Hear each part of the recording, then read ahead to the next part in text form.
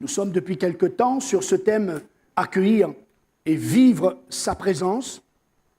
J'aimerais donc poursuivre ce matin et dire que accueillir et vivre sa présence, c'est accueillir le Saint-Esprit comme une personne. Nous avons fait un survol de la Trinité et étudié la personnalité du Saint-Esprit. Vous savez, ce ne sont pas les textes qui manquent dans les Écritures pour nous convaincre ou nous enseigner sur la Trinité, sur la personne du Saint-Esprit. Quelqu'un a dit aucune série d'études sur les principes fondamentaux de notre foi chrétienne ne serait complète sans un enseignement sur la personnalité et la divinité du Saint-Esprit. La doctrine de la personnalité du Saint-Esprit est tout autant fondamentale que vitale. Je cite Toré qui dit ceci, c'est un enseignant, il a fait pas mal aussi de livres, « Quiconque ne connaît pas le Saint-Esprit comme une personne n'a pas atteint une expérience chrétienne complète et équilibrée. En fait, les caractéristiques qui lui sont attribuées sont celles que seule une personne peut posséder, c'est-à-dire un être avec une intelligence, des émotions et une volonté. » Nous avons parlé un petit peu déjà de cela, c'est un peu une synthèse, mais ça nous permet un petit peu tous d'être dans le contexte de l'enseignement. Non seulement il a la capacité de penser, de communiquer, Dieu voulant, mardi prochain, nous irons un peu plus loin dans ce domaine et démontrer combien la personne du Saint-Esprit, c'est celle qui peut nous conduire, nous orienter, nous opposer, s'opposer à certaines directions, à certains projets. Donc, on ira un peu plus loin dans ce domaine-là mardi soir.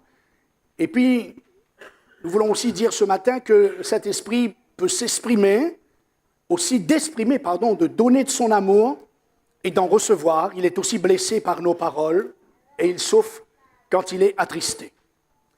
Il nous faut bien saisir et comprendre que le Saint-Esprit n'est ni une influence, ni une puissance impersonnelle, mais une personne qui pense, ressent, qui perçoit, réagit, qui communique. Le Saint-Esprit est une personne divine, la troisième personne de la divinité. Le Saint-Esprit est Dieu. Amen. Il nous faut avant tout faire connaissance avec sa personne si nous voulons bien expérimenter l'enseignement actuel. Dites à quelqu'un à côté de vous, tu as bien fait d'être là ce matin. Amen. Accueillir et vivre sa présence, suivez-moi bien. Si nous considérons que le Saint-Esprit, si nous considérons le Saint-Esprit comme simplement une influence ou une puissance, le Saint-Esprit est une puissance de Dieu, mais pas qu'une puissance. Alors nous allons avoir le schéma de pensée suivant. Comment puis-je me saisir du Saint-Esprit et l'utiliser? Comment puis-je obtenir plus de lui?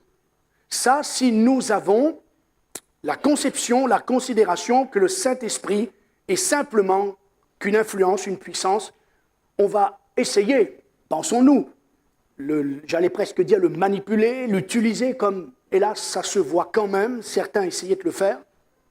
Mais si je pense à lui d'une manière biblique en tant que personne divine, ma pensée sera, comment le Saint-Esprit peut-il se saisir de moi et de m'utiliser? Non plus moi, me saisir de lui et de l'utiliser, mais puisque c'est une personne, comment peut-il se saisir de moi et m'utiliser? Ou comment le Saint-Esprit peut-il obtenir plus de moi? C'est de la plus haute importance du point de vue pratique que nous connaissions le Saint-Esprit comme une personne.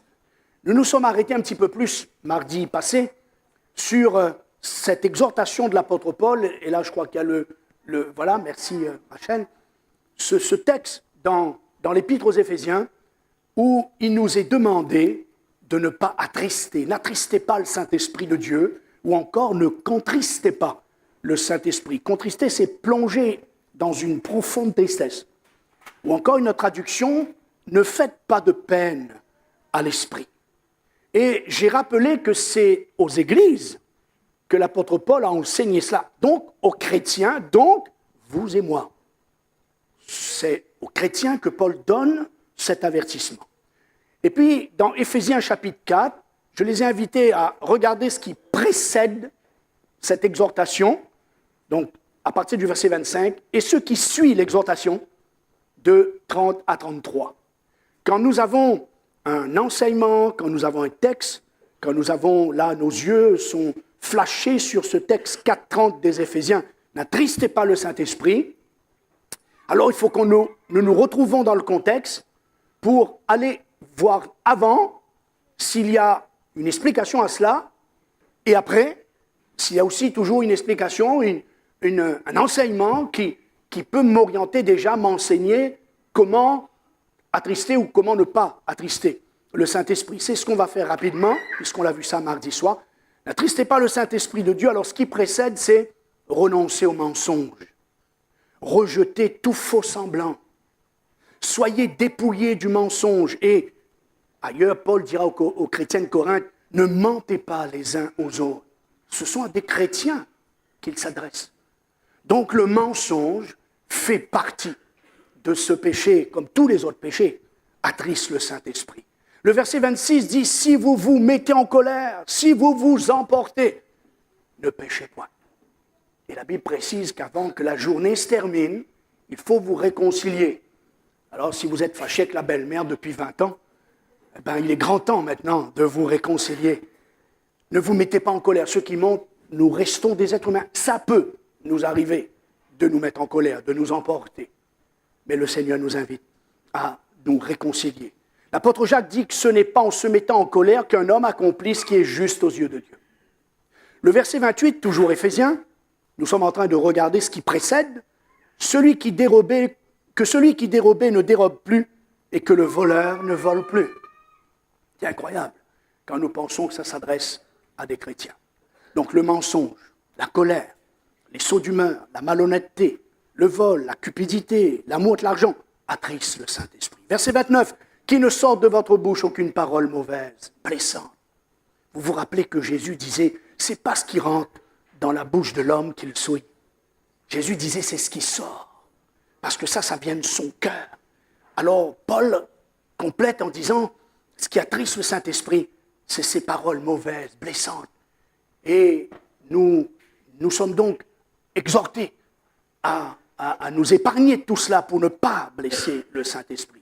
N'attristez pas le Saint-Esprit de Dieu. On a vu ce qui précède, on peut voir rapidement ce qui suit, puisqu'on l'a vu en détail mardi soir. Verset 31, que toute amertume, sentiment amer, rancune, animosité, irritation, colère, emportement, ces diverses traductions, clameur, crierie, calomnie, médisance, injure, méchanceté, malice, toute espèce de méchanceté, disparaissent au milieu de vous. J'attriste le Saint-Esprit. Quand ce soit par le texto, par SMS, par mail, par téléphone, je parle mauvais sur quelqu'un d'autre. J'attriste le Saint-Esprit quand, entre couples, avec les enfants, on parle mal. J'attriste le Saint-Esprit quand je critique, quand je me mets à m'énerver, quand je m'irrite, quand je m'emporte, quand je fais de la médisance. Tout cela attriste le Saint-Esprit. Donc, nous avons lu ce texte de Hébreux qui dit « Aujourd'hui, comme dit le Saint-Esprit, aujourd'hui, si vous entendez sa voix, n'endurcissez pas votre cœur. » Dieu nous exhorte à ne pas attrister son esprit. Quelles sont les conséquences de notre endurcissement? Comment va réagir le Saint-Esprit? La Bible enseigne, nous faisons un survol. Rappelez-vous de l'expérience de David, Saül, Samson. David, après avoir péché, il va dire « Ne me retire pas ton Esprit Saint. Rends-moi la joie de ton salut. » On y reviendra sur la joie. Il est dit de Saül, l'Esprit de l'Éternel se retira de Saül. Il est dit dans Juge que Samson ne savait pas que l'Éternel s'était retiré de lui. Et vous savez que Samson était loin de l'Esprit. Qui dit l'Éternel retiré de lui, l'Esprit de Dieu s'était retiré de Samson. Et puis il y a d'autres images dans le Nouveau Testament, puisque étant chrétiens, nous devenons le temple du Saint-Esprit, la maison spirituelle de Dieu. Alors ce n'est pas vraiment le verbe se retirer, peut-être qu'on peut plus s'arrêter pour nous, c'est, comme dit l'apôtre Paul, de ne pas éteindre N'éteignez pas l'esprit, 1 Thessaloniciens, chapitre 5. Alors, s'il est éteint, qu'est-ce qui se passe? S'il est attristé, c'est la même chose, hein? Il ne se manifestera plus, il ne parlera plus, il ne dirigera plus, il ne guérira plus. Pourquoi j'ai mis la guérison là-dedans? Si vous lisez dans Matthieu, le même texte en parallèle dans Luc, dans Matthieu, Jésus dit que si je chasse les démons, c'est par l'Esprit de Dieu que je le fais. Et puis il dit dans Luc, si je chasse les démons, c'est que donc le royaume de Dieu est venu vers vous et que c'est par le doigt de Dieu. Donc le Saint-Esprit, c'est le doigt de Dieu. C'est par l'action du Saint-Esprit dans le nom de Jésus, mort sur la croix, que les démons obéissent. Le Saint-Esprit est donc le doigt de Dieu. Alors, quand il est attristé, quand il est éteint, oh, il est là. Mais vous savez, on en a parlé que la colombe. La colombe, c'est l'oiseau qui facilement va se taire, va se replier sur lui-même, aussitôt qu'il sera blessé, attristé. Et il y a cette image de la colombe qui est venue sur Jésus. Et ça nous donne à réfléchir, car nous savons, et c'est ce que je l'ai dit, on développera mardi, nous connaissons le ministère du Saint-Esprit, le fruit de l'Esprit, la direction de l'Esprit. Et Jésus nous dit que le Saint-Esprit nous guidera, le Saint-Esprit nous orientera. Et c'est là qu'on commence à se poser des questions, quand dans ces derniers temps, nous voyons tant de directions professionnelles avortées, tant de directions sentimentales, sans juger ceux qui y sont passés. Ils en souffrent suffisamment pour ne pas encore en rajouter. Mais j'attire votre attention puisqu'il est dit, Jésus dit, le Saint-Esprit vous conduira dans toute la vérité. Il est dit que le Saint-Esprit va vous enseigner, il va vous sensibiliser, il va vous dire ce qui est bon, ce qui n'est pas bon. Alors, je pense que ce n'est pas dans la volonté de Dieu. Dieu nous a donné un cadeau précieux. Jésus a dit, mais il vous est avantageux. Vous vous rendez compte ce qu'il dit? Que c'est avantageux que je m'en aille. Parce que si je ne m'en vais pas, le Saint-Esprit ne viendra pas. C'est donc un cadeau incroyable. Et le Saint-Esprit, il est là, il est venu pour faire dans ma vie, dans mon cœur, sa demeure, son temple, et il va me conduire. Alors, la première réunion de jeunesse de 2016, le mois de janvier, plusieurs jeunes le savent déjà, et Richard a été le responsable informé que je vais prendre cette réunion pour justement revenir. Je devais le faire il y a plusieurs mois, puis les circonstances ont fait reculer cela, pour parler aux jeunes vraiment dans la direction sentimentale. Parce que là aussi, réfléchissez les jeunes, puisque lui, il est l'esprit de vérité, et qu'il conduit dans toute la vérité, pas une partie, parce qu'il est vérité, l'esprit de vérité, Dieu est vérité, Jésus est vérité. Vous ne pouvez pas dissocier la Trinité. Ils travaillent ensemble, ils œuvrent ensemble. Alors, ça nous emmène à réfléchir, s'il y a tant de projets qui avortent, tant de directions sentimentales qui avortent, alors au bout d'un an, 2 ans, et tout d'un coup, on s'aperçoit que ce n'est pas ça. Il faut se poser la question. Le Saint-Esprit serait-il attristé au point de ne plus pouvoir nous parler, nous enseigner, nous conduire? Il y a des jeunes, après 5-6 ans d'études, se rendent compte que ce n'était pas la bonne voie. Tu crois que c'est dans la pensée de Dieu de te laisser te balader pendant 5 ans et ensuite t'emmener à réaliser que ce n'est pas ta voie? Moi, ça me pose des questions. Moi, je crois dans un Dieu parfait. Et malgré certaines épreuves et erreurs que Dieu va permettre pour nous enseigner, or cela ne va pas être enseigné que par des erreurs. Hein? Mais on a besoin donc de réfléchir. Dans l'Église, le Saint-Esprit est-il attristé? Est-ce que je vois toujours son action, son œuvre, sa direction? Car quand on étudie aussi bien dans l'Ancien Testament que dans les Actes, ou que vous voyez combien il est dit que le Saint-Esprit sonde les profondeurs de Dieu. Jésus dit, il va prendre ce qui est à moi, il va vous le donner. Donc, on est obligé de constater qu'il y a une différence entre ma vie vécue et ce que la Bible enseigne. Alors, je crois qu'on a besoin de réfléchir sur la sensibilité qu'on n'a plus, du fait peut-être parce que l'esprit est éteint, l'esprit est attristé. Mais j'aimerais vous dire ce matin, et je sais que vous le savez, que ce n'est pas du tout le désir de Dieu et du Saint-Esprit de se retirer de cette église, de cette ville. Et je vais vous dire ce que je ressens au plus profond de moi-même pour cette église, pour cette assemblée qui cherche un ciel ouvert. Amen. On l'a chanté, et c'est en cela que je crois, des choses plus grandes sont à venir. Des choses plus grandes restent à accomplir dans cette ville, d'autres, mais dans cette église. D'autres traductions, c'est parce que des choses meilleures doivent encore apparaître et des choses meilleures doivent être faites dans cette ville. Dites à quelqu'un à côté de vous, Dieu n'a pas fini avec toi. Amen. Et c'est en cela que je crois, parce que c'est une église ici à Argenteuil, une église passionnée, une église qui aime Dieu, une église qui cherche la gloire de Dieu. Seigneur, montre-nous ta gloire. Alors moi je crois que c'est pas du tout. Et sachez-le, chaque fois que Dieu veut nous reprendre, chaque fois que Dieu veut nous exhorter, chaque fois que Dieu veut nous dire stop, et parfois son stop, ça fait mal. C'est tout simplement parce qu'il veut nous bénir. Dieu ne nous reprend pas par plaisir de dire « Enfin, j'ai pu lui faire une leçon ». Ce n'est pas dans ce sens. Il n'aurait pas donné son Fils sur la croix.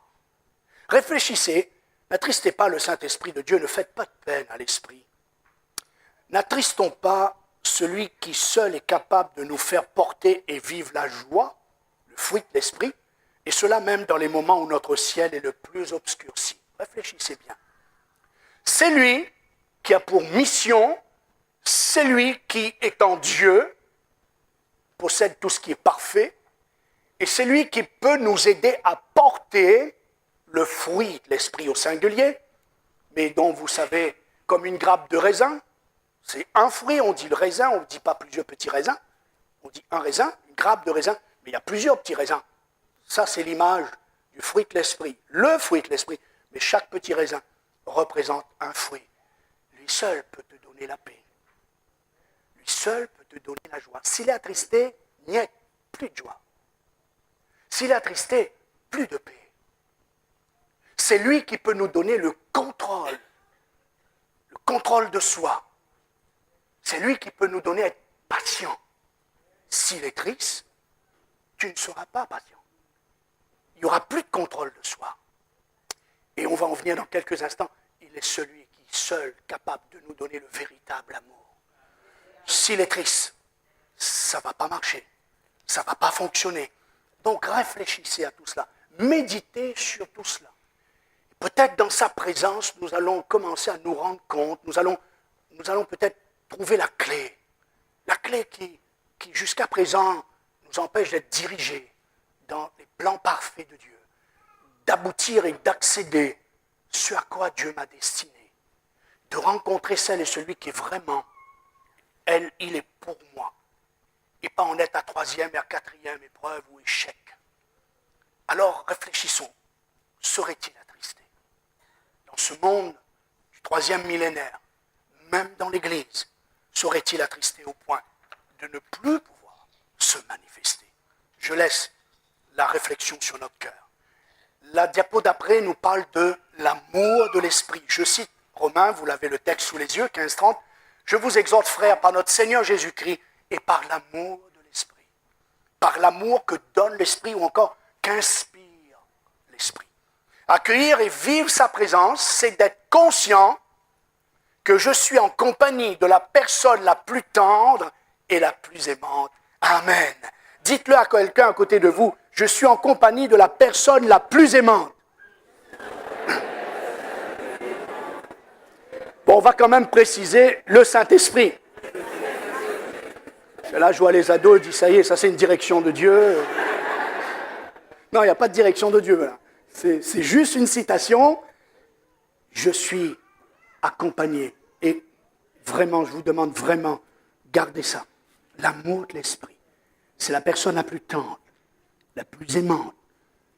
C'est le cœur de Dieu. C'est le cœur de Dieu.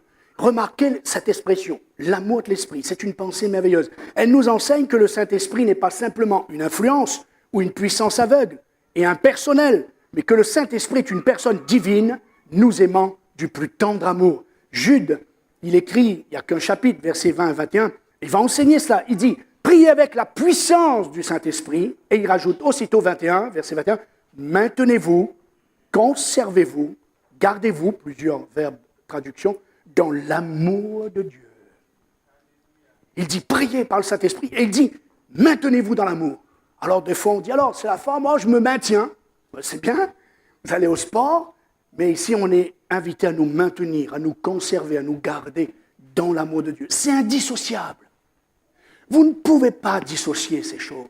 Vous ne pouvez pas décortiquer, dissocier Dieu, le Père, Dieu le Fils, Dieu le Saint-Esprit. Ils travaillent ensemble, ils agissent. Le Père est amour, le Fils est amour, l'Esprit est amour. Vous lirez dans la Bible, dans les études, vous verrez l'Esprit de grâce. Jésus est venu apporter la grâce. Dieu est un Dieu de grâce. Voilà, plusieurs choses comme ça que vous pouvez suivre. On a parlé de repos mardi. Il est dit dans Isaïe, parlant de Dieu le Père qui nous mène au repos. Il est dit de Jésus, venez à moi, je vous donnerai du repos. Et il est dit dans Néhémie, tu as conduit ton peuple par le Saint-Esprit. Le Saint-Esprit les a conduits dans un lieu de repos. Vous ne pouvez pas ainsi les dissocier. L'amour de l'Esprit. Avez-vous réfléchi à cette expression, je répète, l'amour de l'Esprit? Premièrement, c'est avec raison que chaque jour nous nous tenons devant Dieu le Père, lui exprimant notre gratitude pour son grand amour qu'il a conduit à offrir son Fils en offrande pour nous sur la croix, car Dieu a tant aimé le monde qu'il a donné son Fils unique. Amen. Romains 8 dit, la Bible enseigne que rien ne pourra nous séparer de l'amour de Dieu. Là, nous sommes enseignés sur l'amour de Dieu, l'amour du Père. Deuxièmement, chaque jour, nous levons les yeux pour contempler le visage de Jésus, le Fils de Dieu, et lui dire, je te remercie de ton grand amour. S'il n'y avait pas eu ton amour qui t'a fait quitter ton ciel de gloire pour venir dans ce monde, par obéissance au Père, pour donner ta vie à ma place, comme parfait sacrifice de la croix du calvaire, je serais perdu aujourd'hui. Vous savez qu'il est dit dans Jean qu'il y a un moment où Jésus, sachant que son heure était venue, il a aimé les siens qui étaient dans le monde et mis le comble à son amour pour eux. Jésus mit le comble à son amour pour eux. Accueillir et vivre sa présence, c'est d'être pleinement conscient que je suis en compagnie, et je le répète, de la personne la plus tendre et la plus aimante, la personne du Saint-Esprit, la personne la plus sensible. Sensible parce qu'elle est l'amour. J'ai dit mardi soir, plus qu'on aime, plus qu'on souffre. Moins qu'on aime, moins qu'on souffre, car on s'en fiche de tout. Mais plus qu'on aime. David Wilkerson, un jour, a demandé à Dieu, juste une journée, donne-moi ton cœur. Donne-moi ton cœur d'amour. Peut-être qu'il voulait savoir comment ça se passe. Il a dit qu'il lui tardait que la journée se termine. Parce que qui dit aimer dit souffrir. Et voilà, ça fait partie certainement d'un autre enseignement dans le mariage. Beaucoup veulent aimer, mais pas souffrir. Mais ça fait partie du programme. Et plus qu'on aime, plus qu'on est sensible, plus que l'Esprit de Dieu nous remplira nos cœurs d'amour, plus qu'il y aura cette sensibilité en nous. Alors, c'est une personne aimante. Il faut qu'on réalise ça ce matin. Il y aura ensuite un chant que le groupe de louanges va nous conduire sur cet amour de Dieu qui est une prière, qui invite Dieu à ouvrir nos yeux pour qu'on puisse mieux comprendre son amour. Et puis on va prier. Puis on priera pour qu'il y ait un miracle ce matin dans ton cœur, dans ta vie. Amen. Vive donc la présence, accueillir et vivre sa présence. C'est de réaliser donc cette personne aimante, le Saint-Esprit. C'est ce qui va me projeter sur mes genoux pour l'accueillir et pour lui dire, Saint-Esprit, je te remercie pour ton grand amour. Allant à ma recherche dans mon état de perdition, me suivant jour après jour, semaine après semaine, année après année, même quand je ne t'écoutais pas, quand délibérément je te tournais le dos. Vous savez, mon père spirituel, les deux pères spirituels qui sont auprès du Seigneur maintenant, Et en 1966, si Dieu prête vie, ça fera un demi-siècle l'année prochaine, j'ai eu l'honneur de connaître Jésus. Puis je suis venu tout jeune en France. Et puis j'avais une reconnaissance qui était là. Je voulais que Dieu me fasse la grâce un jour, face à face, dans le regard du missionnaire, lui et moi, en se regardant, les yeux dans les yeux, je voulais lui dire merci. Merci d'être venu nous apporter l'Évangile. Merci d'avoir été sensible au Saint-Esprit. Car vous savez, à l'époque, les missionnaires, bien sûr, toujours maintenant, mais encore plus, ce n'était pas si évident, on ne savait pas trop ce qui les attendait. Maintenant que je réfléchis, je dis merci au Saint-Esprit qui a su influencer, convaincre le cœur de cet homme avec trois de ses enfants, son épouse et ses 3 enfants, de quitter son pays, sa bonne position, etc., d'aller dans cette île perdue, sachant pas trop ce qu'il attendait. Et maintenant que je prêche cela, je dis, mais qui est derrière tout cela? C'est l'Esprit de Dieu aimant, qui a vu entre autres ce garçon, entre autres, je ne suis pas le seul, ce petit garçon, entre autres, qui était là et qui avait tellement besoin de lui et dont il avait des projets, mais il fallait que quelqu'un soit sensible à sa voix. Alors Dieu m'a fait cet honneur. J'ai pu donc avoir un moment seul, lui et moi, tête à tête, et je lui ai dit merci. Merci d'avoir été sensible, merci d'avoir été engagé, merci pour votre consécration, car à cause de vous, ce pays a reçu des milliers et des dizaines de milliers d'hommes et de femmes sont entrés dans l'éternité. Amen. Alors, on est donc reconnaissant au Saint-Esprit, parce que c'est lui. C'est lui quand tu désobéissais, quand tu faisais, quand tu boudais, quand tu te rebellais, quand tu savais que tu désobéissais. Lui, il était là, attristé, attendant toujours un moment où il pourra te convaincre pour que tu te repentes, pour qu'à nouveau il te gagne à l'amour de Dieu, ramené à la croix. La diapo d'après, il y a ce verset de Jérémie 31,3 où Dieu déclare « Je t'aime d'un amour éternel. » Amen. Je t'aime d'un amour éternel. C'est une qualité d'amour. Il y a toutes sortes d'amour. Mais l'amour de Dieu est une qualité supérieure, parfaite, à tout autre amour. La mesure de l'amour, c'est d'aimer sans mesure. Dans Ésaïe 43, il est dit « C'est moi, dit Dieu, c'est moi qui efface tes infidélités, tes fautes, pour l'amour de moi, et je ne me souviendrai plus de tes péchés. » C'est sur la base de son amour que Dieu nous pardonne. C'est sur la base de son amour que Dieu efface nos infidélités. Et quand on comprend tout cela, quand on comprend que le Saint-Esprit est cette personne aimante, ça change et ça bouleverse toute notre vie. Une autre traduction dit « Moi, je prends sur moi de pardonner tes révoltes et de ne plus garder le souvenir de tes fautes. » Souvenez-vous du 1er novembre et 8 novembre, les 2 textes sur le Fils prodigue, combien nous avons parlé de l'accueil du Père, du pardon du Père, de l'attente du Père, de la joie du Père, de l'amour du Père. On aurait pu juste dire l'amour du Père parce que l'amour, elle est patiente. L'amour, elle est accueillante. L'amour, elle bénit. L'amour, elle attend. Vous savez, quand le Saint-Esprit nous reprend, n'oubliez jamais, quand vous êtes repris, attristé, comme dit Paul, cette tristesse qui produit la repentance et qui nous mène au salut, alors que la tristesse, selon le monde, nous emmène au suicide. Alors vous vous rappellerez à chaque fois que dans la prière, vous êtes repris parce que vous êtes énervé, repris parce que vous avez mal parlé sur l'un, sur l'autre, repris parce que vous avez critiqué dans le dos de l'un, de l'autre. Alors, rappelez-vous, c'est uniquement parce qu'il vous aime. Et il n'y a rien de plus acceptable que n'importe quel reproche de la bouche de quelqu'un que vous savez qui vous aime. Amen. Quand un enfant sait que ses parents l'aiment, même s'il grogne, même si après ado, il pousse un peu la porte, un peu plus fort que d'habitude, mais il va réfléchir, parce qu'il sait que celui qui fait la remarque, celle qui fait la remarque, l'aime. Alors comprenez cela par rapport à Dieu, par rapport au Saint-Esprit. Écoutez ce qu'il est dit dans l'Épître aux Romains. Accueillir et vivre sa présence, c'est d'être conscient que l'espérance ne trompe point, ne déçoit pas, ne rend pas honteux. Le chrétien, c'est quelqu'un qui vit dans l'espérance. Car même la mort, c'est un gain pour lui. Et Jésus a dit qu'il vivrait quand même qu'il serait mort. Et pourquoi tout cela? Parce que Dieu est amour, parce que l'amour est de Dieu, parce que Dieu nous aime, c'est tous les termes que j'ai été chercher un petit peu partout. L'amour de Dieu est répandu, versé dans nos cœurs par le Saint-Esprit qui nous a été donné. Le Saint-Esprit remplit nos cœurs de son amour. Et vous connaissez ce texte dans Romains 5, verset 5. Alors dites à quelqu'un à côté de vous, là, je reçois le message 5 sur 5. Comme ça, vous n'oubliez pas. Vous vous rappellerez toujours de Romains 5, verset 5. Il y a de l'espérance.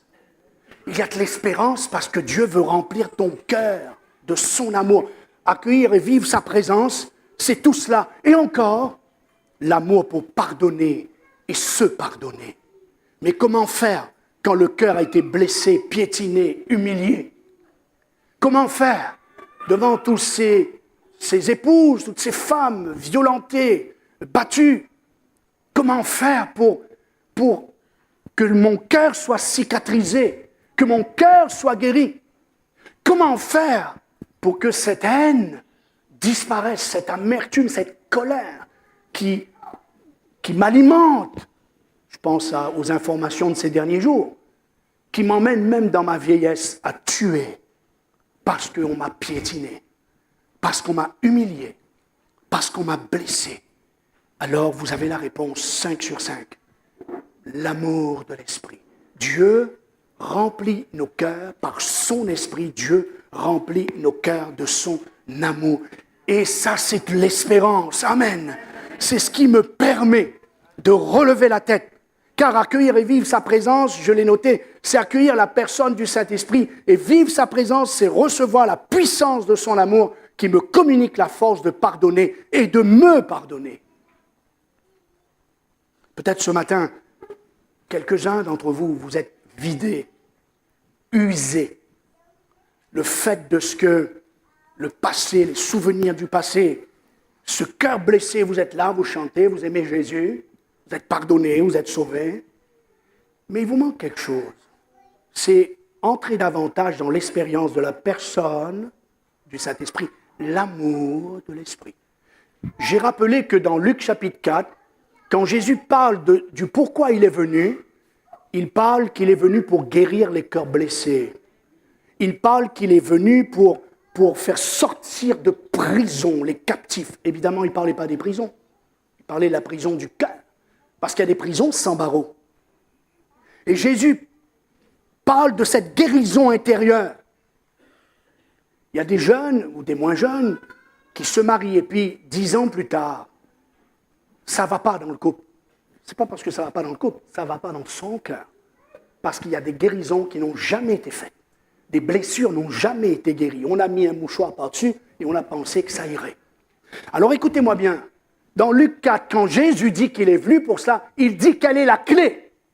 Il dit comment ça va se faire. Il dit par quels moyens ça va se faire. Il dit l'Esprit du Seigneur est sur moi. Il m'a oint. Et c'est là qu'il dit, en fait c'est la clé. C'est là qu'il parle de guérison intérieure. C'est là qu'il parle de guérison du cœur. Alors ce matin, si vous êtes dans ce cas-là, je vais inviter l'équipe de louange à s'approcher. Alors, j'ai noté ceci, qu'en accueillant son esprit, on reçoit sa présence, on le laisse maintenant, le Saint-Esprit, comme un fleuve, déverser l'amour de Dieu dans nos cœurs. Écoutez bien, car ce chant va nous parler de cet amour de Dieu. C'est une prière, révèle-moi ton amour, révèle-moi ta bonté, que je puisse t'aimer chaque jour. Accueillir, vivre sa présence, c'est aussi, la Bible dit que la crainte n'est pas dans l'amour. Mais l'amour parfait bannit la crainte. Si tu crains ton mari, si tu crains ta femme, ne confondez pas le respect et la crainte. Dieu n'a jamais demandé à personne de le craindre, mais de le respecter, de l'honorer. Ce n'est pas du tout la même chose. Parce que la crainte, c'est très négatif. La crainte d'un patron, la crainte de nos collègues de travail, la crainte, moi quand j'étais petit, c'était la crainte des instituteurs. Et tous les moyens étaient bons pour que je puisse les éviter. Et quand, je me souviendrai toujours, quand j'ai entendu cet évangile, je savais qu'il peut se passer quelque chose. La crainte dans un foyer avec un père méchant par l'alcoolisme. Mais je me souviendrai ce jour-là, oh, rien n'a changé dans la maison. Non, non. Il était toujours entré pareil, sortait pareil. Toujours les disputes, les cris, les paroles grossières. Mais il y a quelque chose qui a changé. L'enfant ne réagissait plus de la même façon. Ça n'atteignait plus mon cœur. Parce que l'amour parfait avait banni la crainte. Ce matin, si vous êtes, quel que soit le domaine, si Dieu est en train de là vous parler, vous interpeller, que vous savez au fond de vous-même, il paraît que la crainte des jeunes, un grand pourcentage des jeunes qui ne veulent pas se marier, dans 95% des cas, ce sont des jeunes dont les parents ont été divorcés. Ils ont la crainte que ça ne marchera pas. Après tout, si ça a foiré chez papa, maman, pourquoi ça marcherait avec moi? La crainte. Et on arrive au Seigneur, on se donne à Jésus, on se convertit, mais on n'a pas testé que ces choses étaient en nous. Et qui est la clé? Qui est la personne aimante? Qui est celle qui est si tendre, qui vient près de moi, qui va en moi et qui va bannir la crainte, qui va me permettre d'être cet amour parfait, qui va me donner à lever la tête du lundi au dimanche et de m'attendre avec l'espérance que Dieu va intervenir dans ma vie. Accueillir et vivre sa présence, c'est accueillir l'amour parfait qui bannit la crainte. Et je termine avec le dernier livre de la Bible, Apocalypse, où Jean nous explique comment Dieu lui a parlé. Les premiers versets, vous savez ce qu'il dit? À celui qui nous aime, à lui qui nous aime. Si quelqu'un vous écrit une lettre qui commence comme ça, à celui qui t'aime, waouh! Même s'il y a 10 pages, vous serez encouragé de les lire, parce que l'introduction vous a touché. Alors on va chanter ce chant avec l'équipe de louange, et puis on priera pour qu'il y ait un miracle ce matin, le miracle de l'amour. Amen.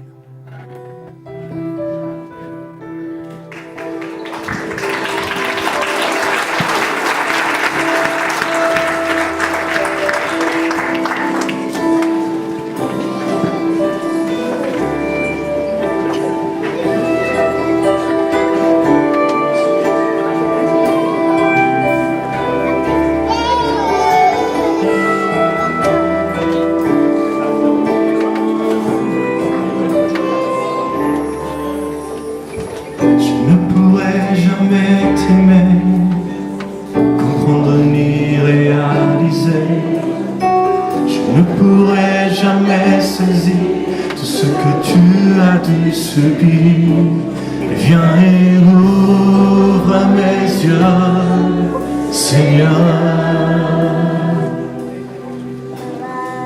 Tu quittes ton trône et ta gloire, brisé pour me donner l'espoir. Tes pieds, tes mains sont les témoins du grand amour qui fut le tien. Viens et ouvre mes yeux, Seigneur. Viens et ouvre mes yeux, Seigneur. Révèle-moi ton amour, révèle-moi ta bonté, que je puisse enfin t'aimer chaque jour. Révèle-moi ton amour, révèle-moi ta bonté, que je puisse enfin t'aimer toujours.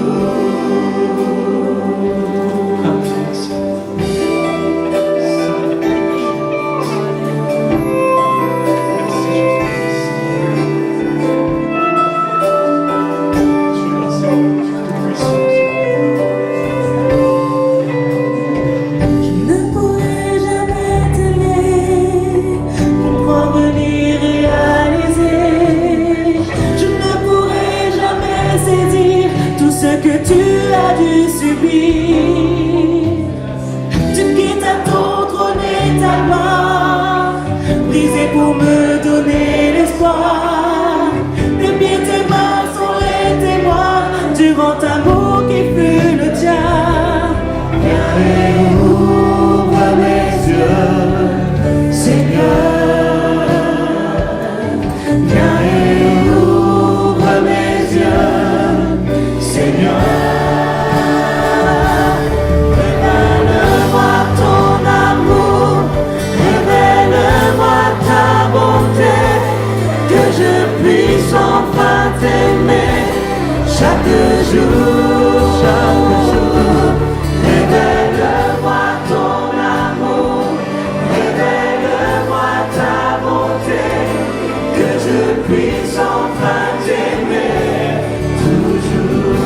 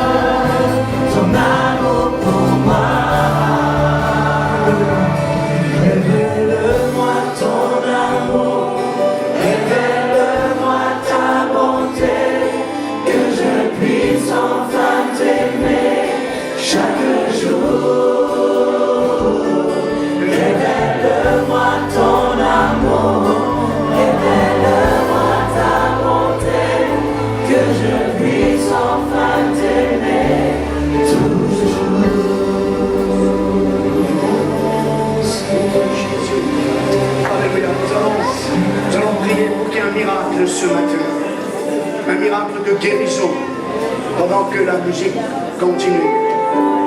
Nous voulons un miracle. Il y a un miracle à prendre place ce matin. Nous allons l'accueillir et nous allons vivre sa présence. Sa présence égale guérison intérieure. Sa présence égale guérison corporelle. Sa présence égale guérison émotionnelle, psychologique et psychique. Sa présence est amour. Sa présence, elle est tendre. Le miracle va prendre place dans ton cœur ce matin. Le miracle d'accueillir Jésus par le Saint-Esprit va prendre place ce matin. Ensemble, nous allons prier. Pendant que je prie, invite-le. Pendant que je prie, accueille-le. Pendant que je prie, reçois-le. Laisse ce miracle prendre place ce matin. Dieu va faire sentir cette douce présence, cette tendre présence, cette aimable présence, cette présence d'amour qui vient d'en haut. C'est ça que tu as besoin. Tu as besoin d'amour. L'amour parfait bannit la crainte. Ce miracle prenne place maintenant. Au nom de Jésus. Au nom de Jésus. Recevez ce miracle maintenant. Recevez ce miracle maintenant. Accueillez ce miracle maintenant. Vivez ce miracle maintenant. Père Céleste, je te remercie. Au nom de Jésus. Pour ce miracle qui prenne place maintenant. Cher Saint-Esprit, merci pour ta tendresse. Merci pour l'amour de l'Esprit. L'amour qui inonde le cœur. L'amour qui inonde l'âme. Alléluia. Fais-moi connaître. Fais-moi connaître. Viens et montre-moi ton amour pour moi. Oh,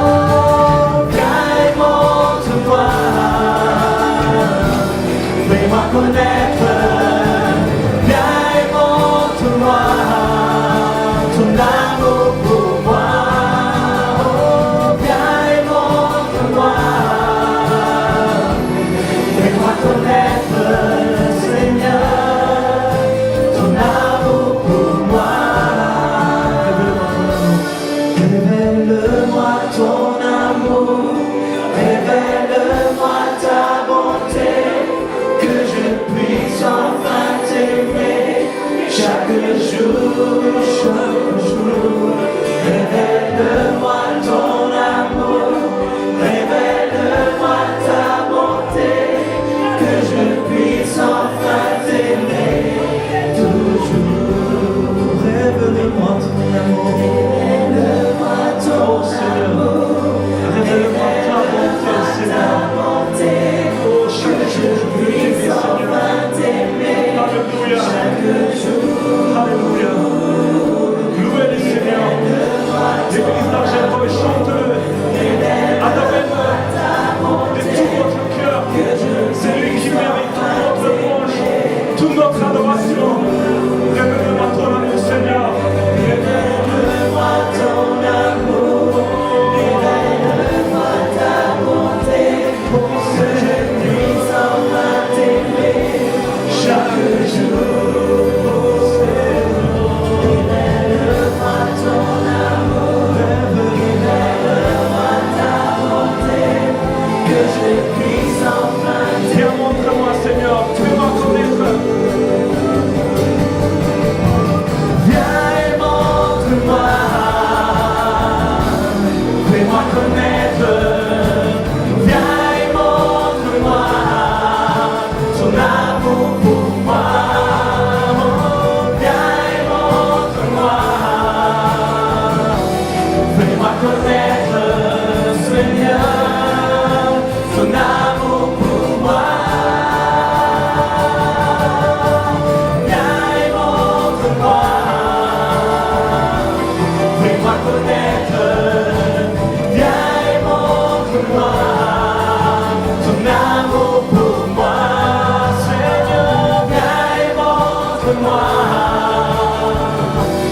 fais-moi connaître, Seigneur, ton amour pour moi. Seigneur, Seigneur, ton amour pour moi. Seigneur, Seigneur, ton amour pour moi. Seigneur. Alléluia. Acclamez le Seigneur. Acclamez le roi des rois pour son amour.